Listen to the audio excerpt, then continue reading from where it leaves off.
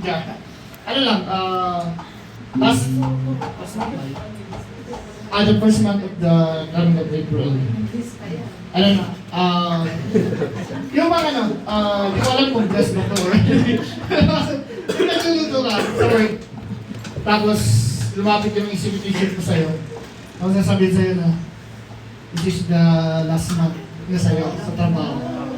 Sabi mo, totoo ba yan? Kasi palabira din yung exhibition natin, sabi niya. Nagbibiro ba ako? Sabi ko, 3 kayong mawawala. Sabi ko, it's not because hindi ka magaling sa trabaho. Not because of about papers. Sabi niya sa akin. Sa tanong ko, sabi ko, wala na bang extension yan? Sabi niya, I give you 2 months. Ayusin mo lahat. Sabi ko, mahirap kasi malaki yung mga gastos ko.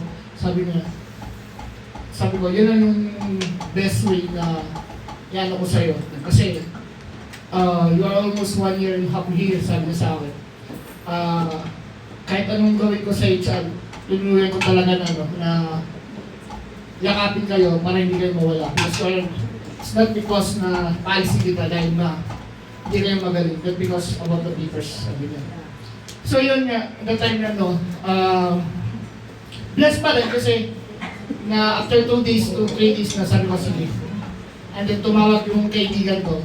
Sabi niya, Dre, tamang-tama, naghahanap kami ng division.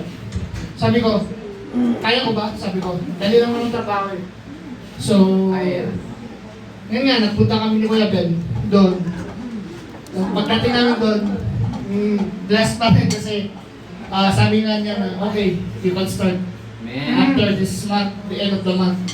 So, dyan lang sa tabi-tabi dito lang. So, sabi ko sa kanya, sabi ko sa headshot niya, sabi ko, pwede ba every Friday ako di off? Sabi niya, hindi, kasi dyan is sa peak hour.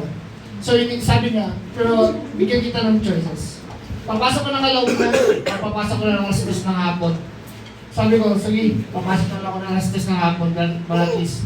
Sabi ko kasi may pamilya ako dito. Kasi kailangan ko ng, ano sabi niya, sige, yun ang mayroon. Pero, bigyan mo ako ng time na pag may activities like birthday, annual, something, kailangan ko umabsent sa mga no problem. Basta as long as your family, nalilis yung family mo. So, God to be glory pa rin, blessed pa rin. And then at the end, last week din, na nangyari sana ako, is nakagat ng aso, yung alaga namin. Sinasabihan namin na huwag mong kagain-kagain. Okay lang sana na sa mata, hindi lang binabulan.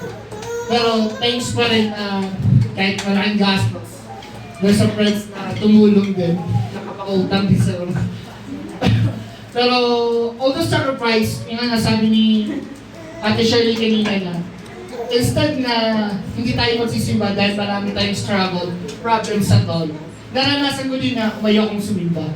That's because madami kong problema masakit sa katawan mo.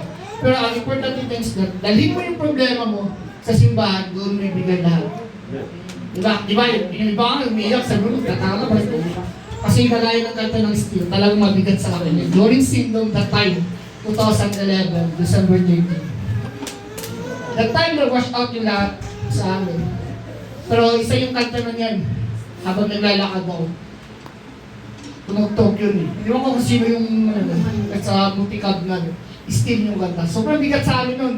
Alalahan mo, wala ka ng bahay. Kung sino nakaalala, Sindong yan. Sindong, 2011. Wash out talaga. Lahat yung sa Cagayan de Oro City wash out. Sa malapit sa ilog, lalo sa Balulang. Kung doon yung Balulang doon, may mga relatives din ako. Sa Carmen, meron din ako. Lahat ng madadaanan malapit sa ilog, wash out. Wala ka nang matadala kahit ano. Nung pagbalik namin sa bahay, yun yung nakita ko. Bubong na lang. Masaya ang tatay na rin, masaya pa kami. Nasa Minnesota kami, nag-ano kami din. Alam niyo ba yung dating networking? Networking, nag-bilipin pa kami doon nito that time. Hindi na kasi namin normal lang sa kanil, that time.